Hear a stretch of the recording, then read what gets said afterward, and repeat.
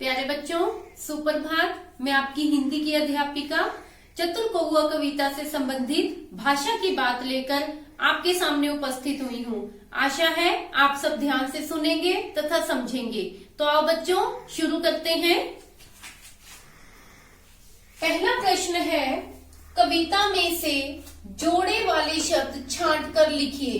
प्यारे बच्चों, इस प्रश्न को करने से पहले हमें यह समझना होगा कि जोड़े वाले शब्द किसे कहा जाता है। तो प्यारे बच्चों, जोड़े वाले शब्द उन्हें कहा जाता है जिसमें दो शब्द एक समान होते हैं तथा योजक चिन्ह के द्वारा जुड़े होते हैं।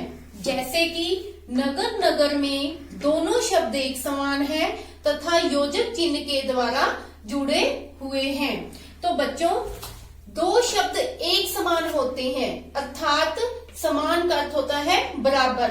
बच्चों, जैसे कि चीजें भी एक समान होती हैं, जैसे कि चप्पल का जोड़ा, ठीक है, और आपके मम्मा कानों में झुमके पहनते हैं, झुमकों का जोड़ा, ठीक है। उसी प्रकार से शब्दों के भी जोड़े होते हैं, जैसे कि नगर नगर, और इन दोनों को योजक चिन्ह आपस में जोड़ने का काम करता है। योजक शब्द का अर्थ होता है जोड़ना। ये देखो, मैंने यहाँ पे लिखा है योजक शब्द का अर्थ क्या होता है, जोड़ना।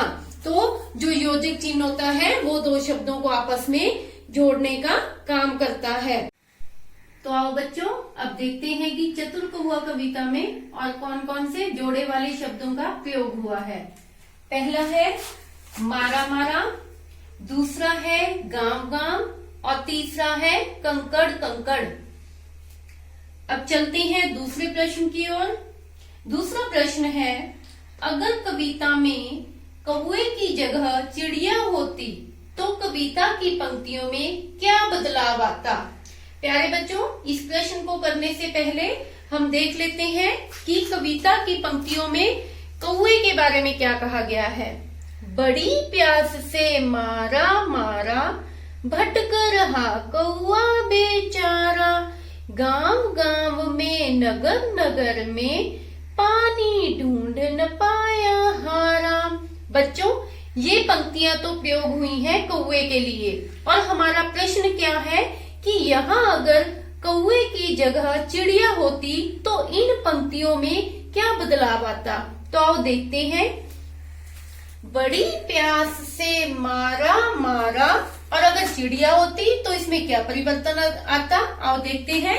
बड़ी प्यास से मारी मारी, भटक रहा कौवा बेचारा, इसमें क्या परिवर्तन होगा।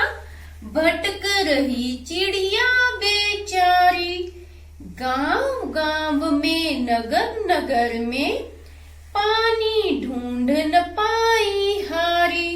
तो इस प्रकार बच्चों, अगर कौवे की जगह पर चिड़िया होती तो पंक्तियों में इस प्रकार से बदलाव आ जाता।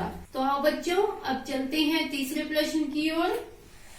तीसरा प्रश्न है, नीचे दी गई कविता की पंक्तियों को पूरा कीजिए।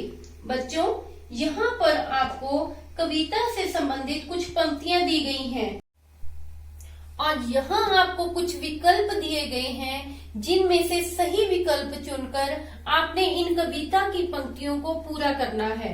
तो बच्चों, पहली पंक्ति है, बहुत भूख से डैश।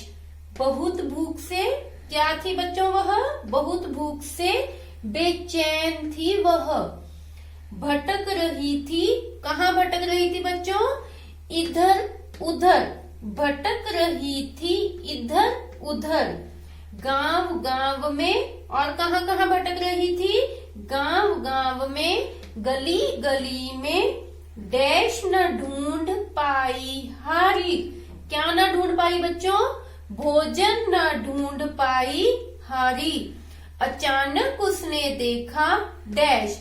अचानक बच्चों उसने क्या देखा, रोटी का टुकड़ा। अचानक उसने देखा रोटी का टुकड़ा, पर वह भी बिल्कुल, और वह रोटी का टुकड़ा बच्चों कैसा था, बिल्कुल रूखा सूखा था। डैश खाकर भूख डैश, पर उसने उसे ही खाकर क्या किया, अपनी भूख मिटाई। तो यहाँ क्या आएगा, उसे ही खाकर भूख मिटाई, डैश से वह फूली न डैश, खुशी से वह फूली न समाई। तो बच्चों, आज हमने चतुर कौआ कविता की भाषा की बात से संबंधित प्रश्न किए। आशा है आप सबने ध्यान से सुना होगा तथा समझा होगा। तो प्यारे बच्चों, आपने इन प्रश्नों को अपनी हिंदी की उत्तर पुस्तिका में लिखना है तथा याद करना है। धन्यवाद।